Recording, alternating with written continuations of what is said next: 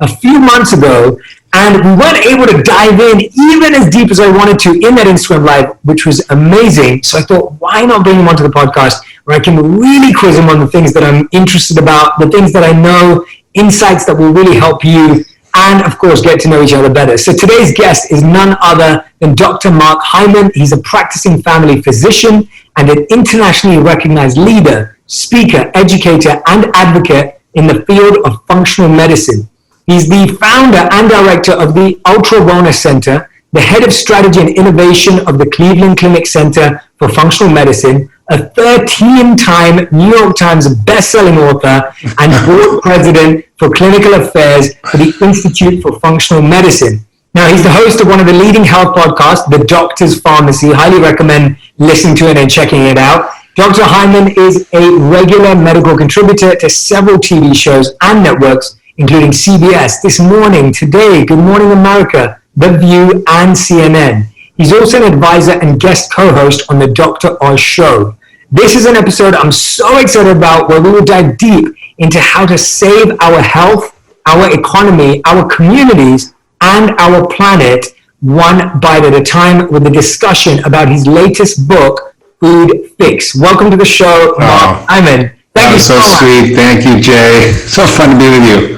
It's so fun to be with you. I loved our Instagram live. We were just sharing. We did that just before lockdown and the pandemic and everything kind of shifted.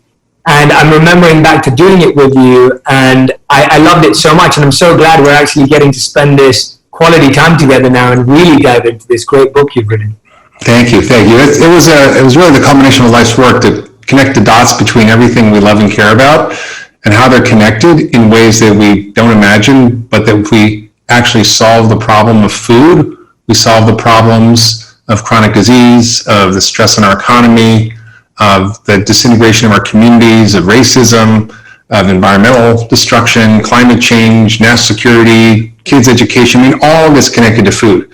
And it's really such a joy to be able to share how those things are connected and actually what we can do about it. Because it's not called food apocalypse, it's called food fix.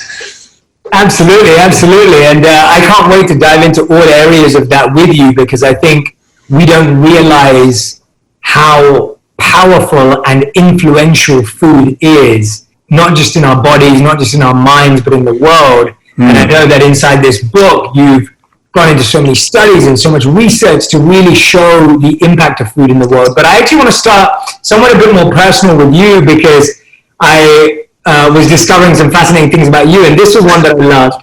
That I feel there's no better way to start this interview than letting our audience know that you were a yoga teacher before you were a doctor. That is true.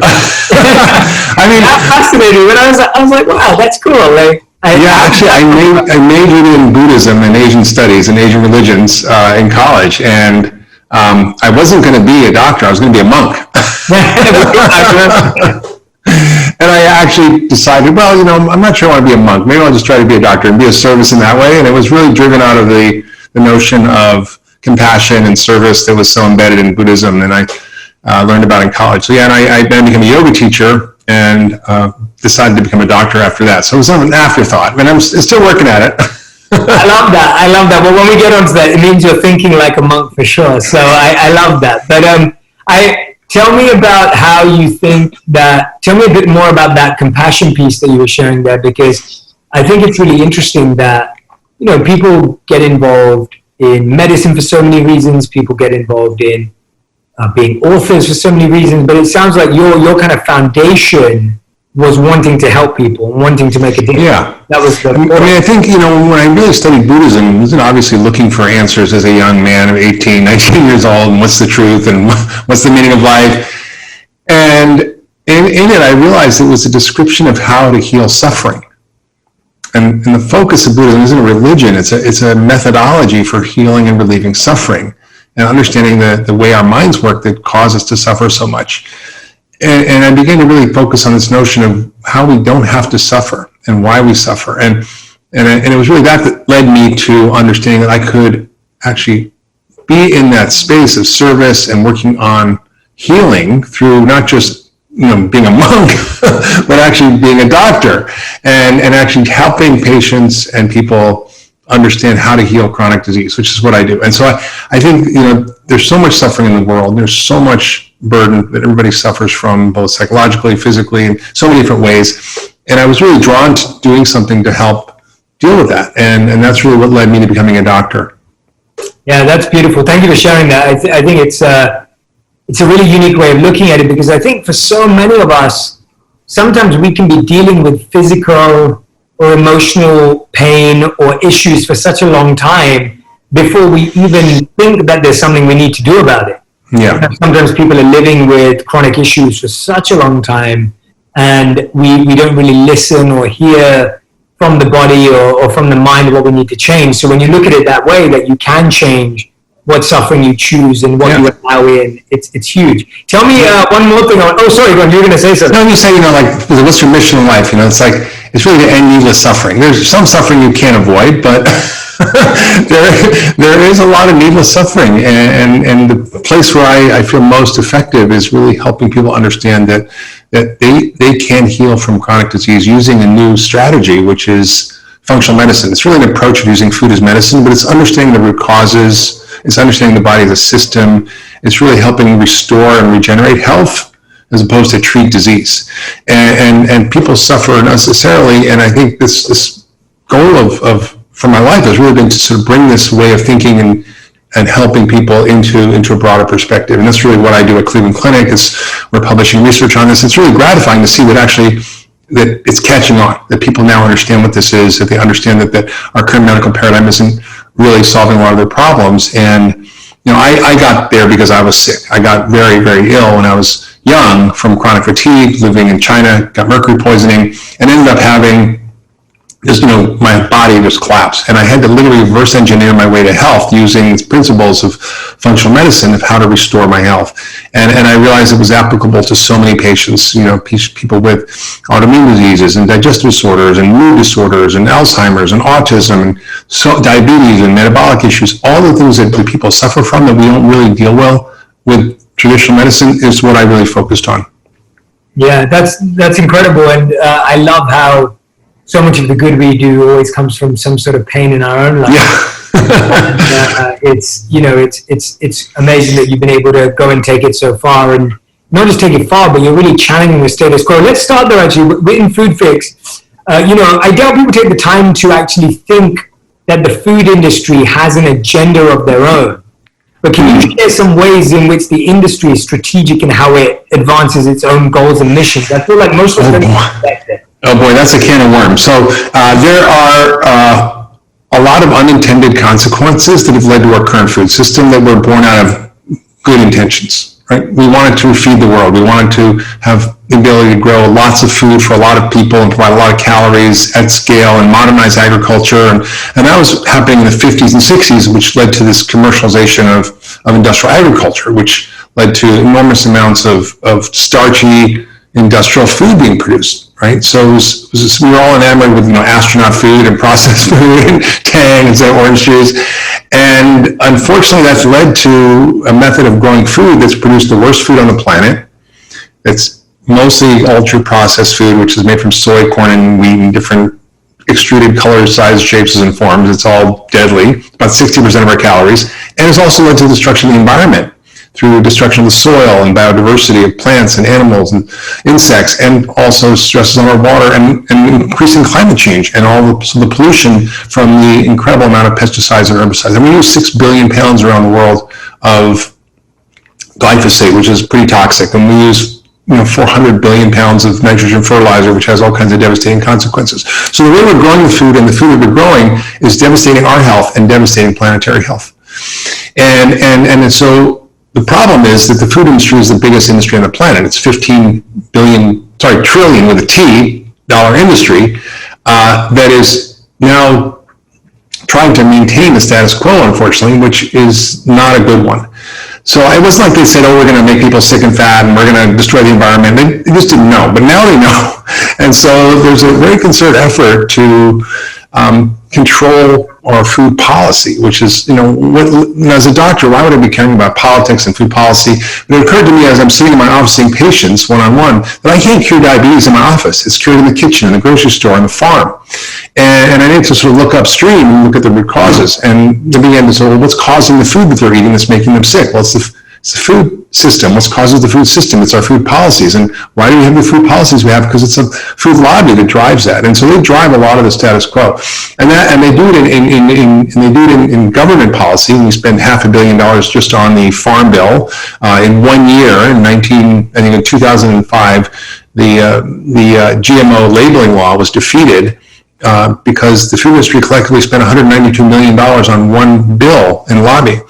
And they do this by driving our dietary guidelines policy, our agricultural policies that promote the growth of these raw materials or commodities for ultra-processed food.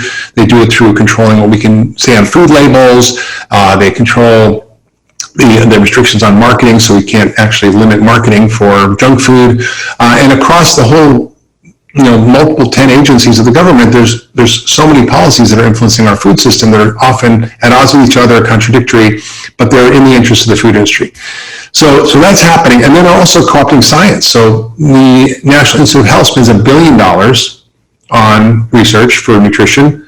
The food industry spends $12 billion.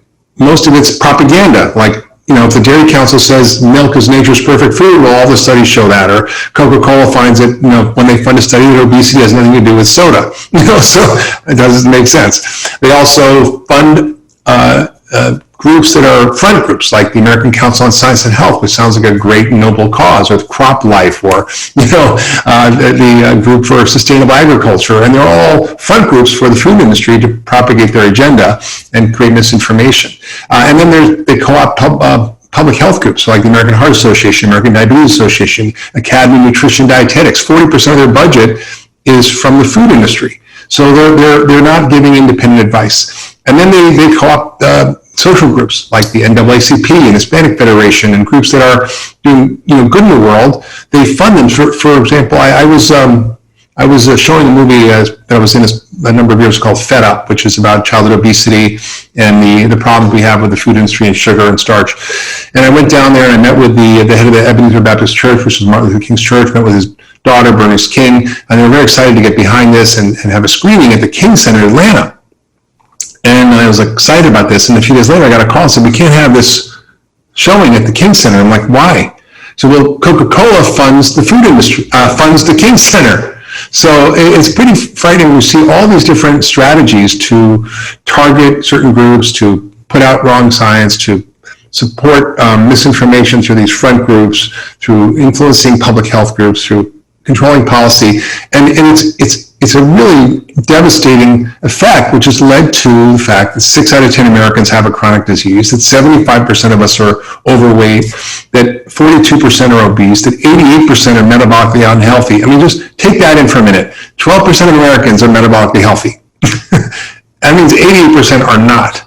And these people are more at risk for COVID-19 and other chronic diseases. So we really have this crisis moment here, and I think we need to understand how all these things are related, and then we need to design a strategy to both from a grassroots level, from a business innovation level, from philanthropy, and from clearly policy to change what's happening. Wow. I mean, that is one news update in a great way. I was with you the whole time. When I hear that and I think about my community, my audience listening or watching or anyone consuming this right now, it's like it can feel very overwhelming to an individual, for the individual that doesn't have the feeling of just like, there's two things that come to mind. One is like, do these people realize that they're actually destroying people's lives? Because, it almost, at the end of the day, it's like you said, it's not a conspiracy theory. It's not like it started that way, but now that people are aware and we continue to fund it in that direction, it may leave people feeling quite helpless. Where is a great place for people to get started? Of course, this book, for people to get educated, because I feel like the biggest challenge in making choices when you're like, oh my God, I can't trust the labels. I can't trust the ingredients on the back, where do people trust? Where do they find trust? Is really Well, I spent a lot of time when I wrote the book Food Fix to dive into practical solutions, both for individuals, for businesses, policies. And I created a Food Fix action guide. It's free. They can go to foodfixbook.com and download it. Essentially, it gives you 20 of the top things you can do as citizens and individuals to have an impact to change your health and change society and change planetary health and drive policy and drive businesses. And it works. When we change what we want to do, we vote with our wallet, we vote with our voice, we vote with our fork, and we vote with our vote, we see massive change. I mean, General Mills and Danone, which are two big food companies, are now funding farmers to convert their lands to regenerative agriculture. So they're literally stepping up and doing what the government isn't doing and funding farmers to transform agriculture to produce nutrient-dense food in a way that restores the soil, restores the plant nutrition, and restores human health. That's groundbreaking, and it's because we can make those choices. So I talk about how do you become a regenitarian? How do you regenerate your own health, and how do you regenerate planetary health and our social communities and their health? And it's pretty simple, right? It's eating real food. It's not buying into the industrial food that we're all eating, which is hard to do for some people, but I give real clear resources on what to look for, where to buy things, where to buy things that are not necessarily expensive, because people think it's expensive to do this, but it actually can be done really at scale in a way that isn't going to break the bank. You have to become a smart consumer. You have to read food labels. You have to seek out different sources of food, whether it's community-supported agriculture or farmers markets or online retailers that sell direct to consumer, like Thrive Market or Mariposa Ranch, which actually sell regeneratively raised beef and other animal foods that are really healthy for you. And there's things you can do if you get inspired in your own community. You can be an agent of change, right? Maybe you want to get your local government to start a compost ordinance so you'll compost your food, because food waste is a huge problem. Like 40% of our food is wasted, and it's one of the biggest drivers of climate change. It's a bigger contributor of methane than cows. And it's all your vegetables you're throwing in the compost, in the landfill. And you can actually start to understand how to do these things for yourself. You maybe have a compost pile in your group. If you want to become an activist, you can turn up the heat on your politicians and food companies by finding organizations that are doing it and supporting them, or lobbying representatives. I mean, you can actually have an impact locally, and you can decide that you want to work in your school and help the school lunch and nutrition be better. And people have done that. And so in the book is just full of examples of actually how to take control of your own health and your own life and your own community. And it's working. I mean, it's why we're seeing the changes we're seeing. Yeah, absolutely. And thank you for creating that action guide, everyone. That's foodfixbook.com if you want to go and grab that, because I think that's what people are looking for. I really believe that people are looking for action guides because that's where they know they need to start. And one of the things that I'm fascinated by when I was looking at the book, and I've been looking at your work, you talk about how I think it's like the average child between something like 2 and 13 or 14, you say, like sees on average like 10 to 11 junk food ads per day on Oh, it's terrible. I mean, the average kid sees probably 10,000 ads a year.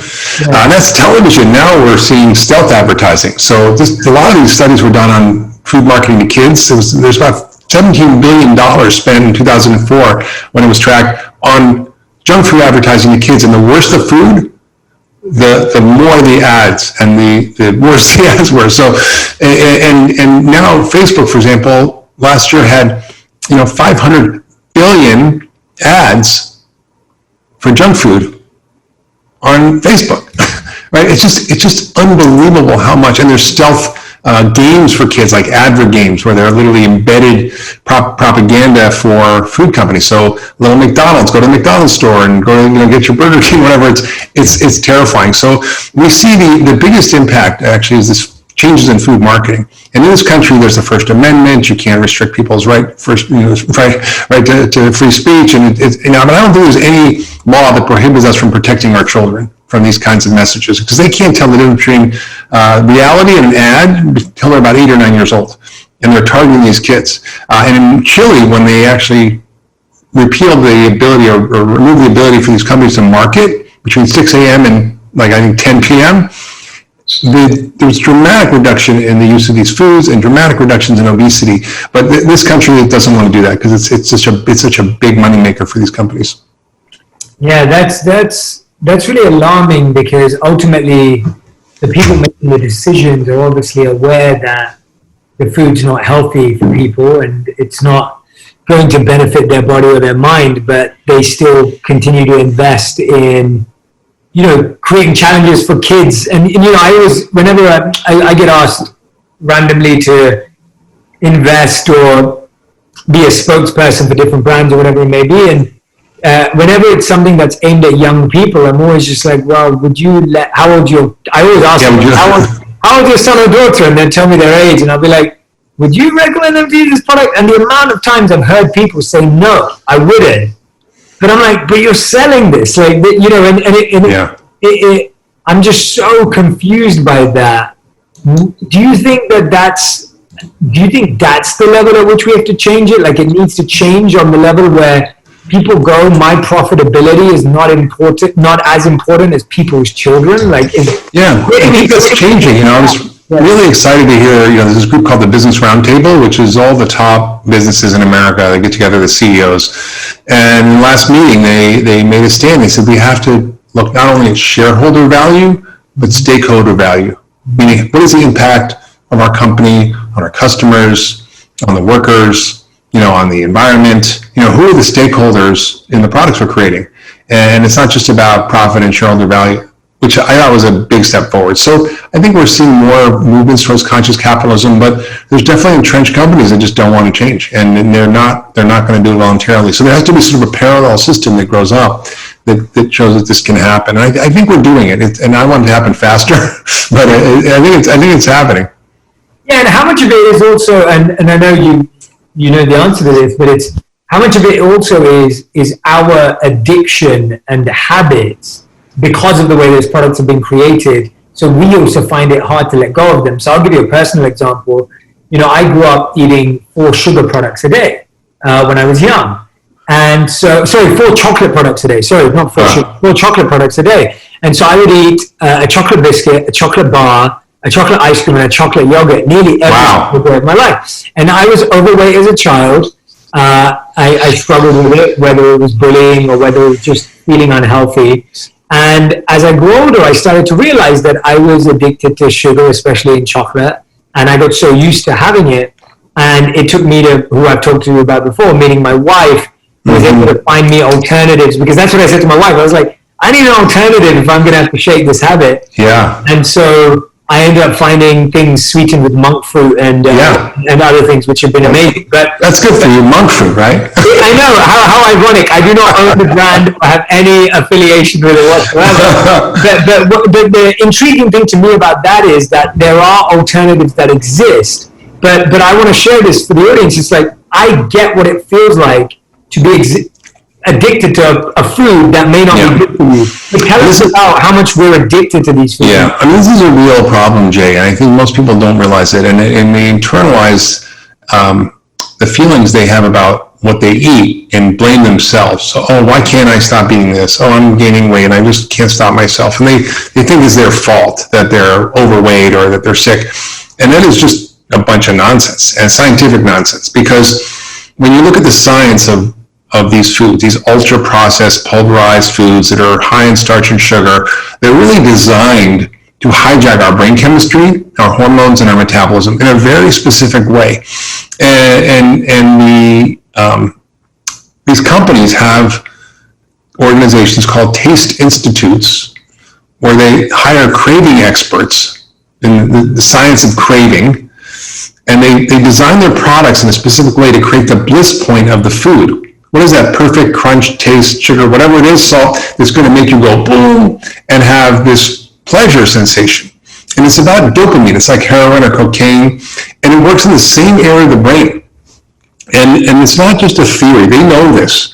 Of course, they deny it, although one of the top executives from one of the big soda companies said to me, Mark, you want to come to our lab and see what we've done? We've actually been able to extract the taste buds from humans, and we grow them in a culture in the lab, and then we can stimulate them and see what's happening. Like, you do not want to go in there, because I don't put this all over social media. It's a very scary thing. And so the science has shown, for example, that if you take a group of overweight guys, and one day you give them a milkshake that's a regular milkshake, and the next day you give them a trick milkshake, which is exactly the same except for the way in which the sugar is absorbed. So there's starch, and there's the same carbohydrate, the same protein, the same fat, the same fiber, the same calories. So they're exactly the same, and they taste the same. So they don't know what they're drinking. When they found it, when they had the one that had the sugar that was absorbed quickly compared to the one that's absorbed slowly, it created this pattern in their brain that lit up the same area called the nucleus accumbens as heroin or cocaine. And you can see it on a functional MRI. So this is not just a theory that, oh, it's maybe addictive. It's not really a true addiction. It actually is. And when they looked at their other biomarkers, their blood levels of insulin, sugar, adrenaline, cortisol, stress hormones, you literally eat sugar, your stress hormones go up. So you can be meditating all day, but if you're eating sugar all day, you're in trouble. And I think we don't understand how powerful these foods are and how they hijack our biology. But within a very short time, literally just 10 days or less, you literally can reset your biology, reset your brain chemistry, reset your hormones and your taste buds, and get out of it. I remember I ran this course once in Kupala, which is a yoga center near me. Yeah, I know it. Yeah, and it was a sort of a sugar detox. And this woman came in, she's like, "There's no way I can do this. I've been addicted to sugar my whole life. I'm never going to be able to get off this." I said, "Just do exactly what I'm saying and just try to do this and eat in a way that's going to reset your biology, because food is medicine." And she's like, "Okay, I'll try it." But day 2, she's like, "I can't believe it. I have more cravings. I don't want it. I don't need it." It's like my whole biology has changed. So I think people can be very empowered by making those kinds of changes. And does it, just to dive into that slightly, a tiny bit more, should that change for people be extreme, or is it incremental? So it's like, let's say someone's listening, they are consuming too much sugar, or they're having too many sodas or whatever. Is it like they should go the next day, no sodas? What's that? Almost that 10-day program. Yeah. So do you have like 1 ounce less of soda a day, or 12 sodas is 11? Okay. I think as a doctor, I want people to be able to have the experience of health. It's like an awakening. I want them to actually quickly be able to experience that. So I usually convince people to do a dramatic change for a short time, like a week or 10 days. And then their bodies tell them how they feel. They go, "Oh my God, my migraines are gone. My digestion's better. I'm sleeping better. My sinus drip is gone. My skin's clearing up. My acne's gone. I feel better. I don't have cravings. My energy's good." And they go, "Well, wow, I'm getting the connection between what I eat and how I feel."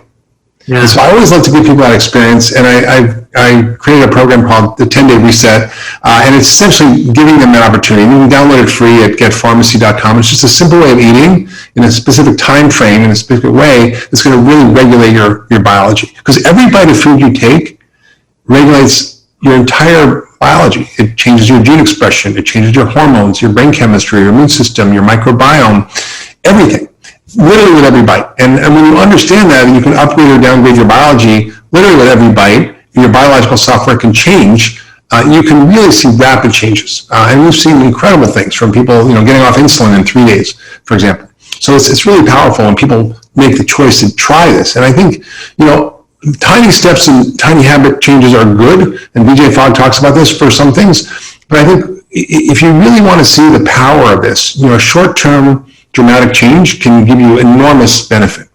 I'm completely with you on that. I think that when you experience something immersively in an extreme way, you're more likely to quickly feel the benefits of it and to recognize it's powerful. Now, that may mean you may go back to your old habit quicker, but you now know what you're trying to move towards, as opposed to not having a tangible experience. So I'm perfectly with you. I wanted to check that with an expert. that definitely, I can totally relate to that. Tell me about, you talk a lot about in the book, and what I'm really trying to do for anyone who's listening or watching right now is, the book is just for, and you can already tell, Dr. Mark Hyman is a phenomenal storyteller. He's got a ton of great studies that, I'm massively into studies, and so anytime I do studies, I'm like, I get really fascinated and intrigued. The book is full of the insights, the tools, and the actions that you can take in each of these areas.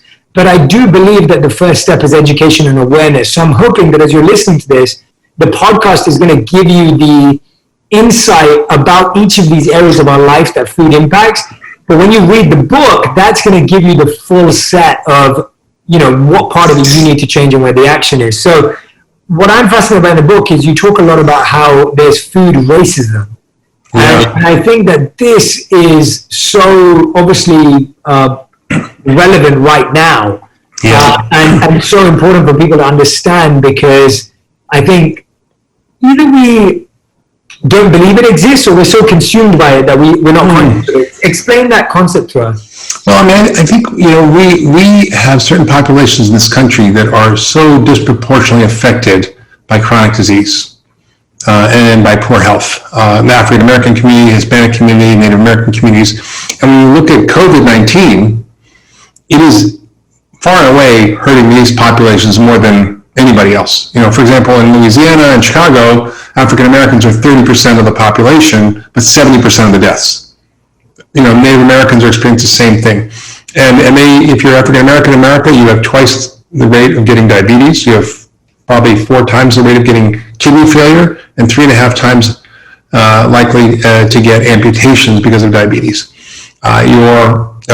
And you're targeted more than the rest of the population. And food marketing is often more directed to minorities. And we see this. This is from Yale's studies that have shown that we actually are targeting these populations more. So these health disparities are huge, and there are a lot of reasons for it. I mean, there's what we call structural violence. We talk about structural racism, but there's a bigger concept, which is what are the structural violence, the social, economic, political conditions, environmental conditions that are driving disease, right? We see this with whether infectious disease or chronic disease, and this is what we have in America. We have this structural violence that has led to incredible amounts of disease in these populations. It's leading to these health disparities, and we have to understand why. And the reasons are complex, right? There's the racism issues and the segregation we had, and the lack of access to education and housing and opportunity and funding. There's a lot of issues, but the problem with food is that it drives these populations to be more sick,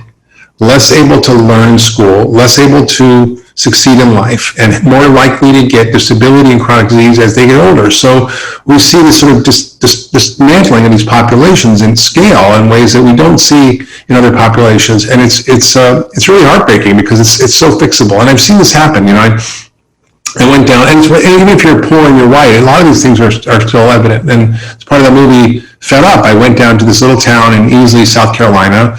There was a family of 5 living in a trailer, food stamps and disability. The father was 42, already on dialysis from kidney failure from diabetes. The mother was like overweight, 200+ pounds. The son was practically diabetic at 16. And I said, listen, I'm not going to lecture you. Let's just cook a meal together. Here's what's in your kitchen. Like, here's all the junk. And I showed them everything that they were eating they thought was fine. Like Cool Whip, which said 0 trans fat, but it was all trans fat because the FDA left a loophole that said if you have less than 0.5 gram per serving, you can say no trans fat, but it's all air. So it's just all the food industry influence. And they were like horrified. And then I said, let's cook a meal of turkey chili. Let's create a nice salad with olive oil and vinegar dressing and salt and pepper. Let's stir fry some asparagus. Let's roast some sweet potatoes. Simple meal. It wasn't expensive. And they actually loved it. They never cooked in their kitchen before. And I just gave them a little bit of education. I said, here's a guide on how to eat well for less, good food on a tight budget from the Environmental Working Group. And where I'm on the board, and I gave them a cookbook. I said, you can do this, and they did it. And within a year, they lost 200 pounds together. The father was able to lose enough to get a new kidney. The son lost 50, but then went to work at Bojangles, which is a fast food restaurant down in the South. And so he's going to get a job for these kids there, and he gained 50 pounds. He was like, it's putting an alcoholic to work in a bar. and then he figured it out, and he lost 138 pounds, and he got into medical school. And he asked me to write a letter of recommendation. So people can actually come out of this if they're given the right education tools. But I've worked in these communities and populations, and they just don't know. They just are unaware of this sort of level of food racism and food even apartheid that's happening in these communities, where you see the lack of ability to access food and lack of ability to find quality ingredients because they're buying food at the gas station. That's where they get their food. Yeah, thank you so much for raising awareness about this super important issue, because I feel like it's just not talked about. No. And go on. No, sorry. It's internalized. Like I went on a rafting trip, and I read the story in the book with a Hopi chief, who's a Native American chief, and he lives in one of the oldest inhabited cities in America, Robbie, which has been, somebody's lived in there for over 1,000 years. And he was very, very overweight, and he was just struggling to get down to the raft and threw up because he just was so out of shape. We got on the raft and we kind of got to know each other. I said, you can actually fix this. You can get rid of your diabetes. He said, what do I have to do? He said, well, I said, well, you have to get rid of the starch and sugar in your diet, the sodas and the sweets and all that. He's like, wow, well, okay, but what are we going to do for our traditional Hopi ceremonial foods? We have these traditional Hopi ceremonial foods. And I'm like, what foods?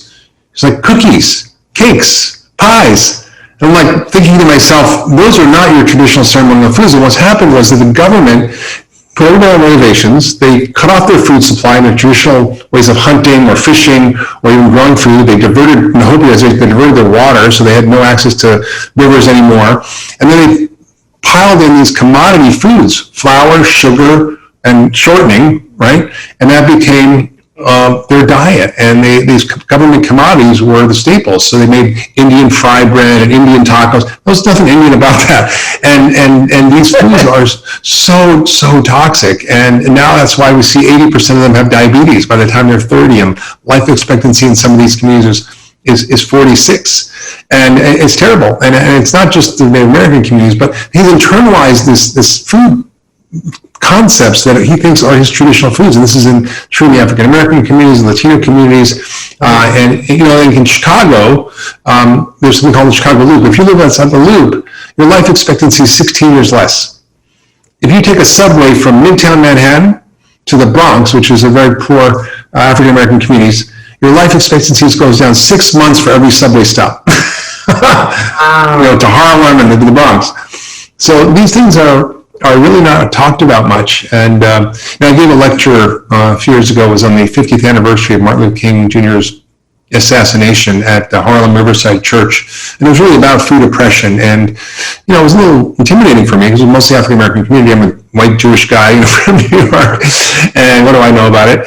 But it was Governor Cuomo spoke there, I spoke, and I just was able to share what I was seeing from the science and from the data about how these communities were being affected. And it was an incredible response, and people really resonated with it. It's a very short 10-minute talk. You can find it online. Just do Hyman food oppression, you'll find it.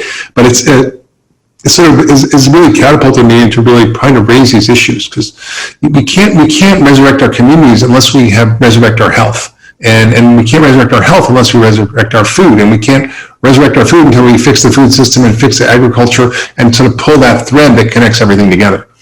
Yeah, absolutely. And what I'm trying to do in our interview today is really understand the role of the individual and educating the individual, because I feel like if the individual is educated, then we'll start to see this real change. Tell me about, we've definitely tapped into this, but we talked a lot about how it impacts our physical health.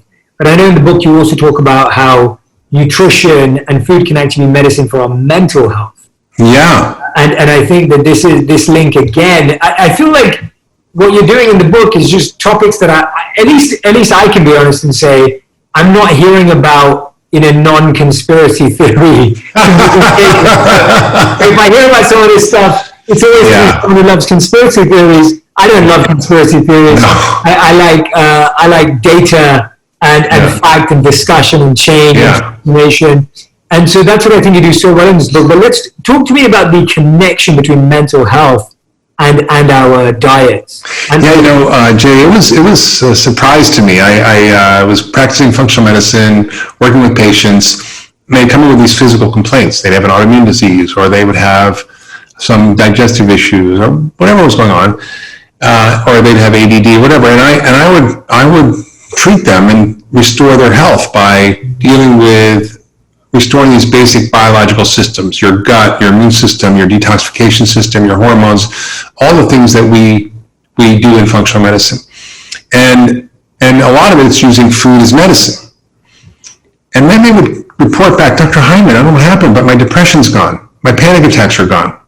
My ADD's better. My memory's better. My brain fog's gone. I'm like, what's going on here? And I began to really investigate what was happening. And I sort of jokingly call myself the accidental psychiatrist, because I was treating people's body and their brain was getting better. And I began to realize that, let's just take depression, for example. Depression turns out is an inflammatory disease, which we don't think of. It's like, it's like a sore throat, but it's in your brain.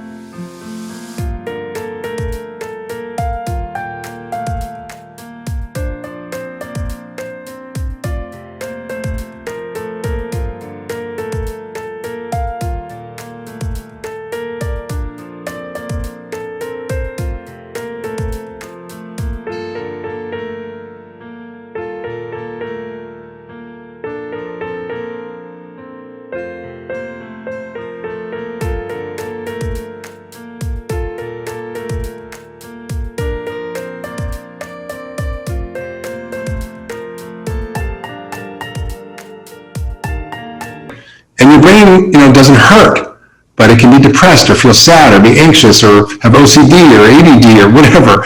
And so it has different ways of expressing that inflammation, whether it's Alzheimer's even is an inflammatory disease, autism is inflammatory.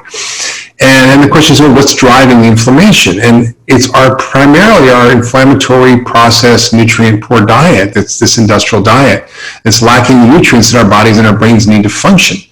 And I just saw case after case after I started people on a whole foods diet, took out the processed food, got rid of inflammatory foods like gluten, dairy, got rid of the sugar, gave them a moment to sort of heal, and then put in the nutrients that their bodies needed. Miracles were happening, and I began to sort of go, wow, the body is so connected to the brain. And so, yes, there's a mind-body effect, but there's also a body-mind effect. And that body-mind effect is worth fixing because you can do something about it. If you want to deal with your mental health issues, if you want to become enlightened, it's a lot easier to do it if you deal with the problems first. If your gut is healthy, if you are not low thyroid functioning, if your nutrition levels or vitamin D is good, or your B12 level is good, it's much easier to actually get to what you want to do in terms of your spiritual goals or your personal goals if you are feeling good, right? It's a lot harder to get enlightened if you're mercury poisoned or you have some nasty thing going on in your body. And so this really was the genesis of this book, The Ultra Mind Solution, about how we fix our minds and our bodies by fixing our body first. It's not that we don't have to work on our minds as well, because that's your lane. but it was such an insight for me to go, wow, there's so many people suffering from mental health issues that are driven by physical issues. No, it's 1,000%, it's all interconnected. And even I find like sometimes people need their mind's help to change their body, and they need their body's help to change their mind. And I think the fixation of either or where do I start, it's almost like we need to be absorbing all of it. Like I found that, and I can identify with what you're saying, that I was someone who focused a lot on my mind and was able to find a lot of peace and calm in my mind, but then I found that I'd neglected my body. And it was almost like real alignment in your life is felt when your body and mind are aligned, right? Yeah. You can't have a advanced mind and a neglected body. That's not alignment. That's going to constantly cause friction in your life. Mm-hmm. And it's the same with what you're saying, where if people are feeling mind fog or struggling with a mental health illness and they're not taking care of their body and, like you said, their brain, then again, you can't switch that. So I totally see the interconnectedness, and I hope more and more people listening will realize that when you read the book, Food Fix, that you'll be able to start making those tweaks that you need to in your lifestyle. Yeah, and even education, we talk about in the book, and how our kids are so impaired. I mean, 1 in 10 kids has ADD. Kids have learning difficulties, dyslexia, challenges with academic performance. And the CDC put out a report that I talk about in the book on the influence of nutrition on academic performance. And it's massive. How do kids learn when they're eating junk food and going to school in the morning with flaming hot chips and a Coke? They can't function and they crash. And so providing good nutrition can have radical effects on kids' academic performance and close what we call an achievement gap. And I think it also affects behavior. And, we think about mood, but one of the things I was shocked to discover is that violence and violent behavior and aggression are also connected to our diet. And in prison studies that I talk about in the book, prisoners who are violent, who are fed a whole foods healthy diet in prison, can reduce violent crime by 56%. And if you add a multivitamin, it goes down by 80%.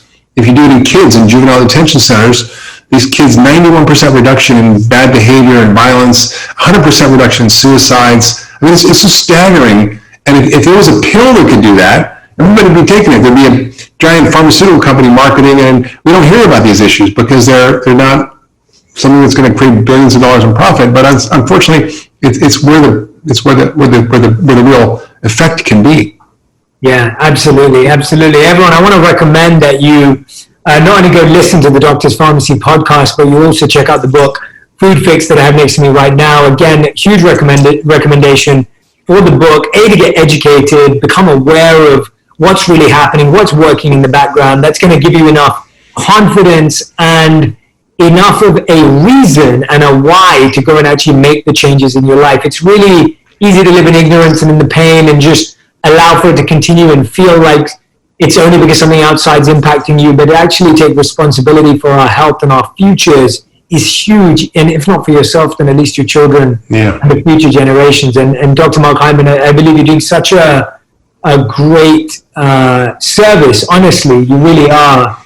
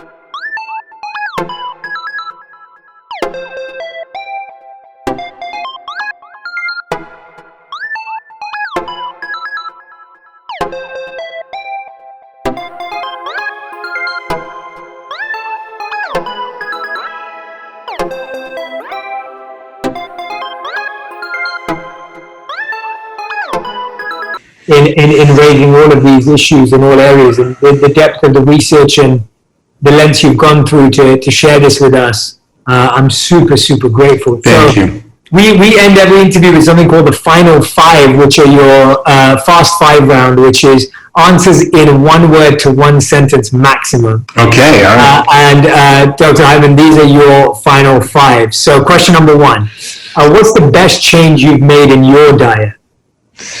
The best change I made was to dramatically cut out starch and sugar. I don't eliminate it, but I really don't eat any flour products. And if I eat sugar, it's usually part of some whole food, right? Maybe I'll have a whole huge chocolate, which I love, which is very low glycemic. And I think that and getting rid of industrial food has been the best things I've done. I love that. And of course, adding in all the good stuff. Of course, super practical. Okay, great. Second question. What do you know to be absolutely true about health that a lot of people would disagree with you on? Wow, that's a good question. No one's ever asked me that, Jay. I think that the biggest thing that people don't understand is that, the way we define disease is completely wrong. So our normal conception of disease is completely flawed because it's not based on causes, it's based on symptoms. So I think people just don't understand that. And so if you focus on causes, not symptoms, and treat that, the root cause, people get better. I love that. Great answer. All right, third question. What gives you the biggest hope for the food industry? I see hope because I see these food companies waking up. I see companies like General Mills and Danone and other companies and Nestle really understanding that this can't go on, that their survival depends on transforming our food system. So I see the culture shifting and people demanding more consciousness about their food. So I'm excited about that. Awesome. Question number 4. What's the biggest lesson you've learned in the last 12 months? Wow. Well, I've been traveling for 25 years and on the road, and COVID has locked me down. And I've realized that having a rhythm and stability and quiet and time to think is actually a good thing. and I think I've really learned that it's time in my life to shift how I'm doing things so I can actually cultivate more of that. That's brilliant. And your fifth and final question is, if you could create a law that everyone in the world would have to follow, what would it be? Ooh, a law that everyone would have to follow. Well, I think it would be a law that all governments would implement, that it would influence every single policy around food, which would be quality is king. So no food policy can be made unless it's putting the quality of nutrition and nutritional density first in every single thing we do, whether it's dietary guidelines or what food we grow or what food we market or whatever it is, it's going to transform everything if we can do that. I love that. That's beautiful. I'm actually going to ask you one more question that's just come to my mind. Do you think that it's possible to create healthy food that's affordable?